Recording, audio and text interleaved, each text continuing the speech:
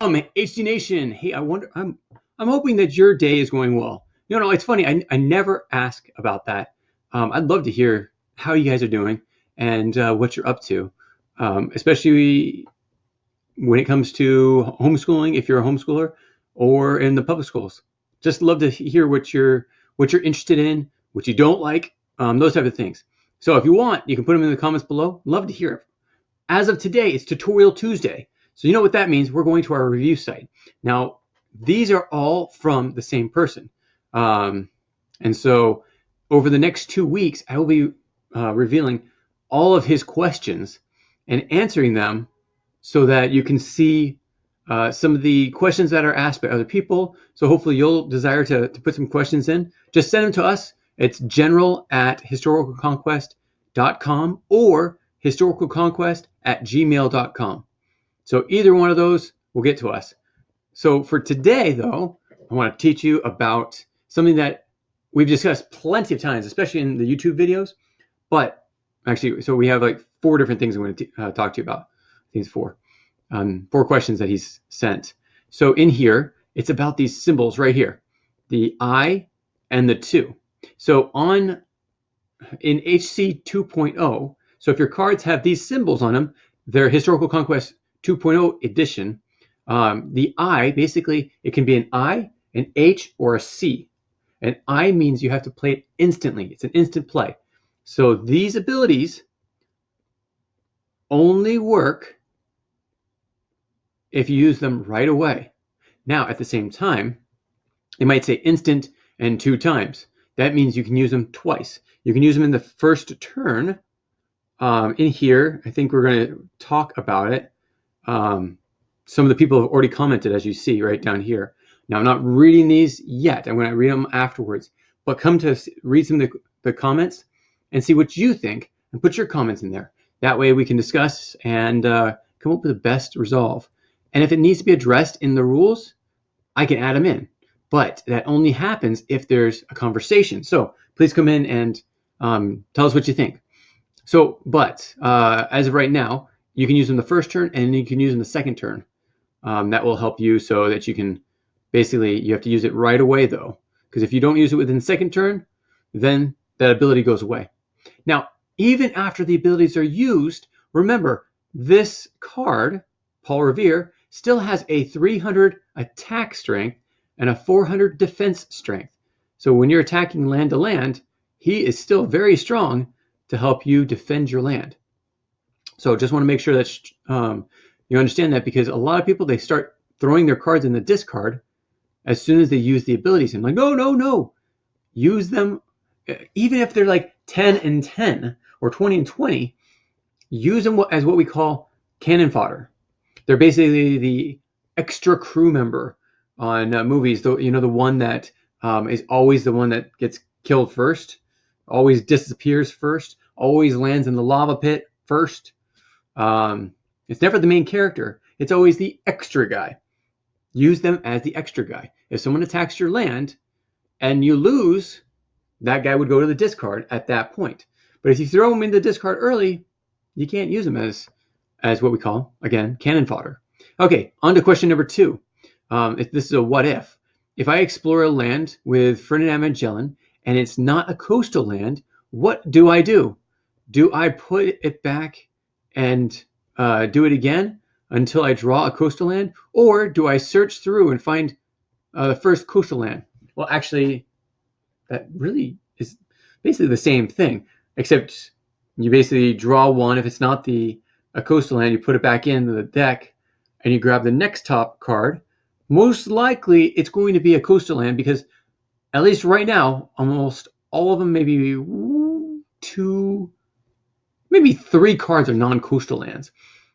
So yes, you want to be able to pick off the top. If it's not a coastal land, put it back in, grab another one. There have been some people that are purists when it comes to this, and they say, well, if it's not a coastal land, then I lost my chance. If you want to play that way, you guys can discuss that at home. As we always say, house rules trump our rules. But when you go to a tournament, these are the rules. So look down at the comments below. They will help you there. We will help you there. Okay, how to. This is Switzerland, win or lose. Now this is an interesting one because this is the first of its type, and this was one of the suggestions from the Create Your Own Card contest. Now Switzerland did not win, but we wanted to put it into the game, so with the abilities that someone chose for it. And basically, it cannot be, it will never attack another land, and it cannot be attacked. So in here it says I have 2 questions about Switzerland. If I have it as my starting land in turn 1, what happens? It cannot be the only land I have. Now in the first 2 rounds, it does not matter. Switzerland can be in as your first land, but you better get another one in there, because if it cannot be attacked or attack anyone, the game is basically a throwout, or you at least just go for morale. So for the first 2 rounds, Switzerland is fine. Now the second question comes up a little bit more about this. If I have 2 lands and one is Switzerland and my opponent conquers the other land, what happens to Switzerland? Well, as we said, Switzerland cannot be the only one there. So Switzerland would basically go away, and your opponent wins. So basically consider Switzerland not a land, in some mindset. Think of Switzerland as not really a land. It's a place where people can be piled up just like a land, but if someone's attacking you, they only have to attack your other lands. If you run out of those other lands, you lose the game. It's just basically how Historical Conquest is played, but with a little twist. Again, put your comments below. I'd love to hear what you have to say about that one. I see Steve Brown's already put his in, so thank you so much. And I will actually answer these as well. So here is an English lesson. This one's fun because I've taught this one a long time ago. I think it was my second, maybe my third video. And right now I'm up to like 400 videos. Now, English lesson, Miyamoto's abilities says to increase the character's strength your character's strength by 500. Does this mean all the characters with your civilization, or just the characters in the land he is in? Thanks for making such a fun game. Keep up the good work. Okay, now actually read the card here. Miyamoto teaches your characters.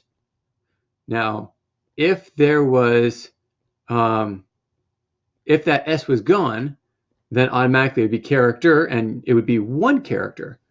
Because there's an S there, characters, it gets all the characters.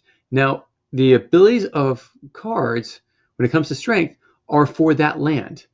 Increase their strength, meaning all the characters, strength by 500 points. Now, in previous ones, I guess this wasn't the English lesson I was thinking it was. In the English lesson I was talking about is when it has an apostrophe. So like your opponent's characters. Say this is the word here, characters, was the word opponents. Now, if you have an apostrophe right here before the S, it means one opponent. But if the apostrophe is after the S, that would be all your opponents.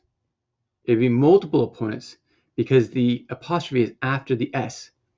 It's the and you can go back and see that video. Maybe I'll add it in here if I can find it right away.